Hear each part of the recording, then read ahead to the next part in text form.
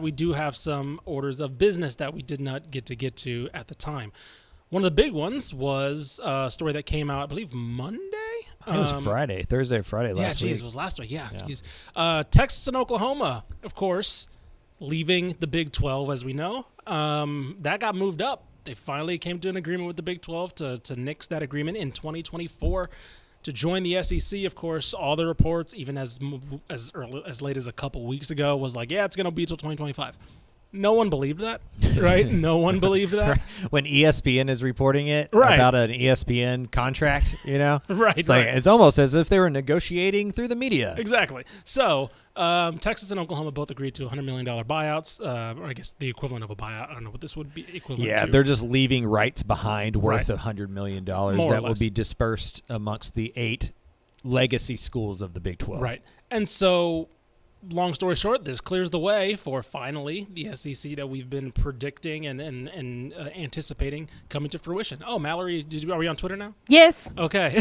she gave like an off-camera fist pump. So we're on. Congratulations, we got Twitter. Thank you, Elon, for making the app work again. So he heard us. Yeah, I was about to say he heard us over here.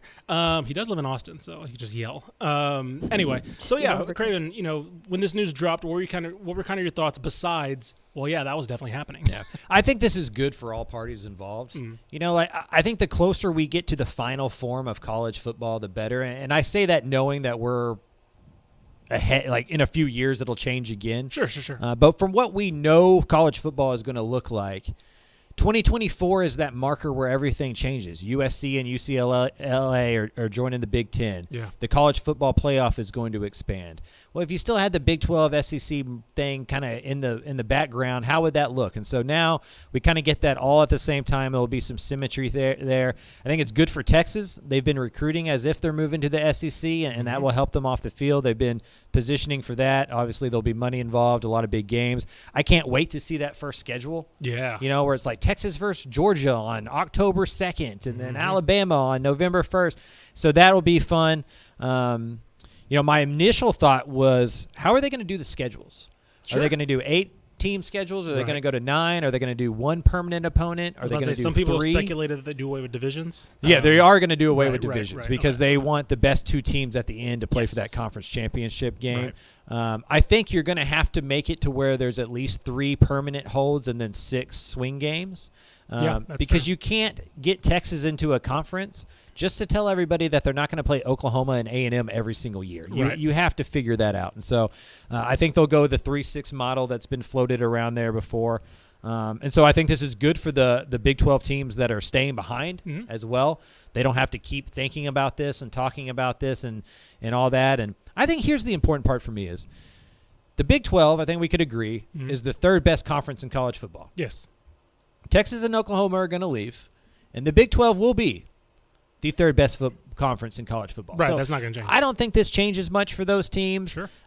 Perception-wise, maybe nationally, the Big 12 takes a step back, but with the expanded playoff to 12, you win that conference or you go 10-2, 11-1, you're going to get in. Yeah. And so I think this is good news for everybody involved. No, I think so too. And of course, the unspoken. The big elephant in the room is that Texas and A&M will be back, right? Theoretically, that will be one of the holds, right? One of the rivalries that you book. I'm curious what the third would be, because if you're Arkansas. That's a good point. Yeah, the Southwest, bring back the Southwest rivalry. Yeah, I think Texas's are the easiest. Yeah, that's fair. It's OU, Arkansas, A&M. Yeah. Okay. What are A&M's?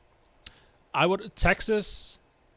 I'd say Arkansas, LSU. Yeah, me too. That's where I would go. Me too. Yeah, that's where I would lean. The other ones would get interesting because, theoretically, you would have to have. Theoretically, everybody would have 3, right? More or less. And so, Oklahoma. Right. What are Missouri's? Right. Yeah. Exactly. Missouri just no one. Whatever we want. Right. No one wants to be with Georgia, Alabama, LSU. They just feed them to the fishes. Hey, that might help Missouri recruiting. Hey, you get to play in these places. Right. So you get to try out for the transfer portal if you come here.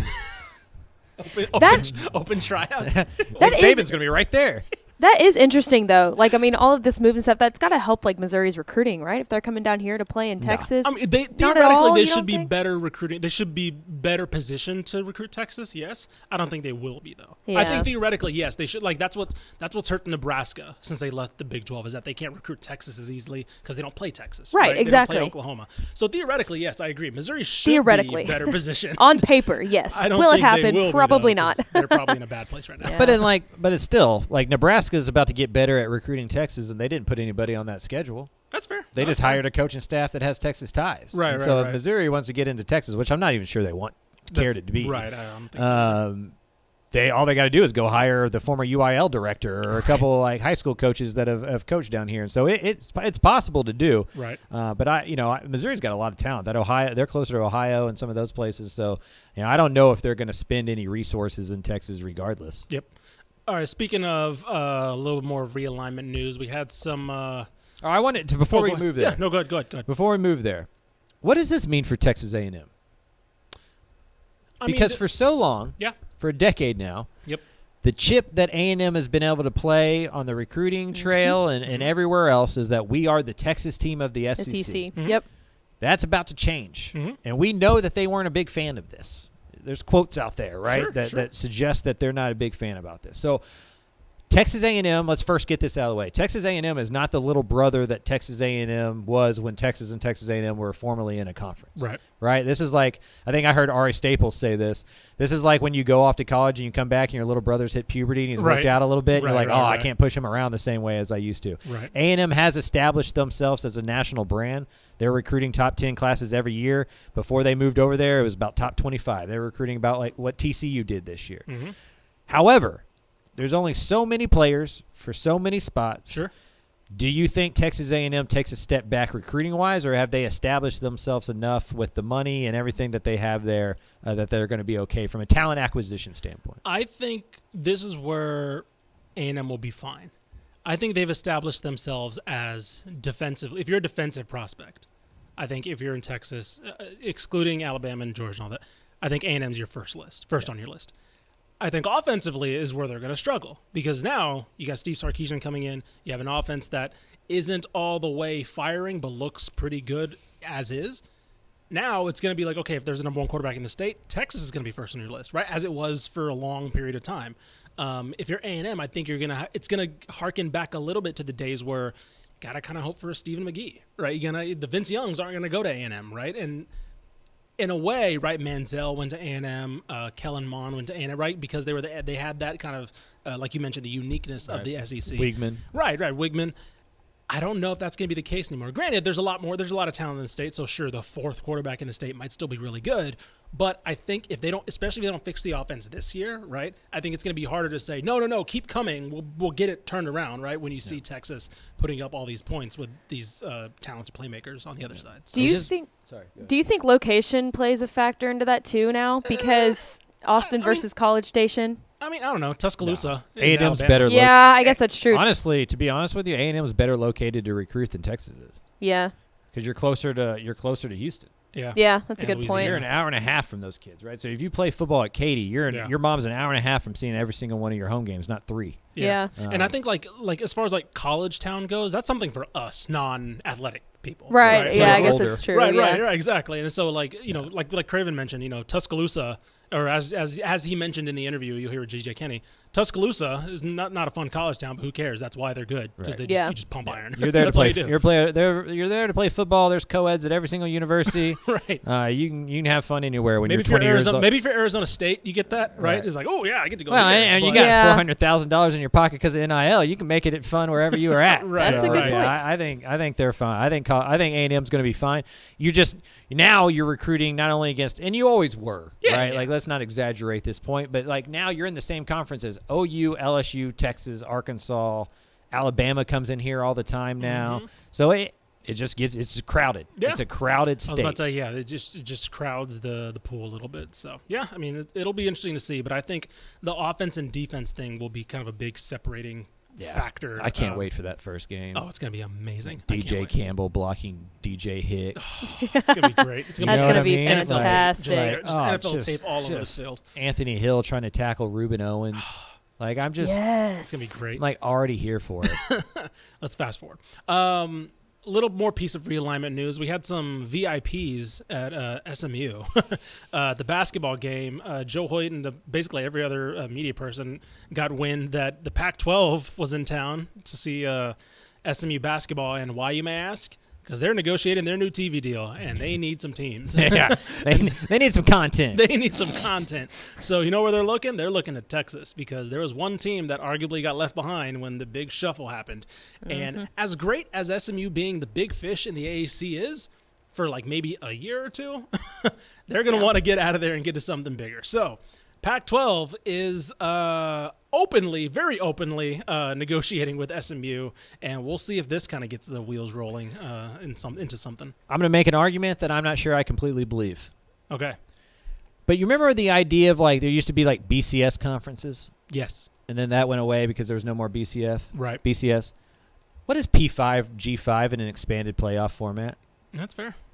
Like, what is the Pac-12 compared to the American as it currently sits? I guess I guess you'd make the argument of like I guess what would be the at-large, right? You're basically to go to a P5. I guess you're just kind of increasing your odds of getting one of those, right? Because if you win the conference, you're in. Who cares, right?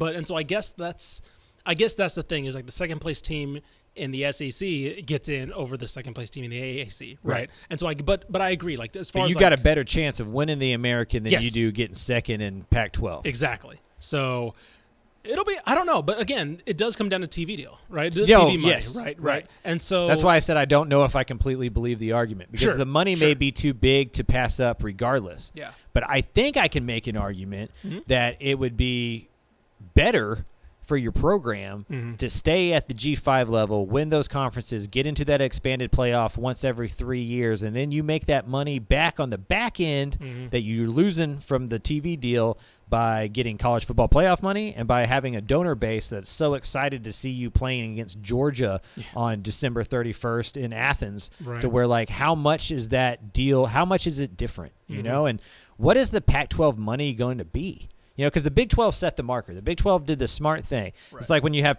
2 linebackers offered, and one's going to get the scholarship. Yep. Big 12 got that one. Yep. You know, and so, like, now the Pac-12's trying to figure out what to do, and it sounds like they're going to go streaming.